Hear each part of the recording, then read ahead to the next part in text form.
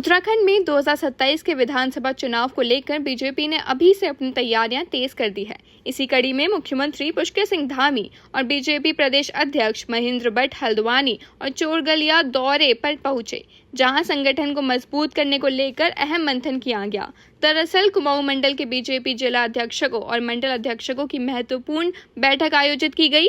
बैठक में संगठन की मजबूती, आगामी कार्यक्रमों और 2027 के विधानसभा चुनाव की रणनीति को लेकर पदाधिकारियों के साथ चर्चा की गई। इस दौरान करीब 130 मंडल अध्यक्षकों और सभी संगठनिक जिलों के जिला अध्यक्षकों ने हिस्सा लिया। वहीं बैठक के बाद प्रदेश अध्यक्ष महेंद्र भट्ट ने कहा कि पार्टी चुनाव को लेकर अभी से संगठन को मजबूत करने में जुटी हुई है और कार्यकर्ताओं को सरकार की उपलब्धियों के साथ साथ पार्टी के कार्यक्रमों की जानकारी दी जा रही है। इसके अलावा हल्द्वानी की कांग्रेस जनसभा के बाद कथित शुद्धिकरण के मुद्दे पर भी उन्होंने बीजेपी का पक्ष रखा। वहीं पेपर लीक और नकल को लेकर उठे सवालों पर महेंद्र भट्ट ने सरकार का बचाव करते हुए कहा कि सख्त नकल विरोधी कानून के बाद प्रदेश में नकल पर प्रभावी रोक लगी है। यानी साफ है कि 2027 के चुनावी जंग से पहले बीजेपी कुमाऊं में संगठन को धार देने में जुट गई है।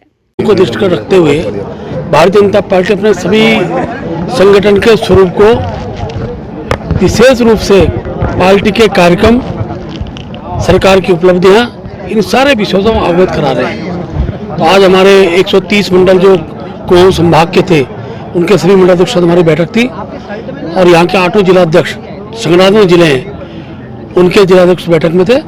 सभी ने बहुत अच्छे सुझाव दिए हैं। संगठन के लिए क्या क्या अपेक्षित है, क्या करना है, उसकी चर्चा आई और सरकार द्वारा क्या क्या काम और क्षेत्रों में कर सकते हैं, उसकी चर्चा आई है।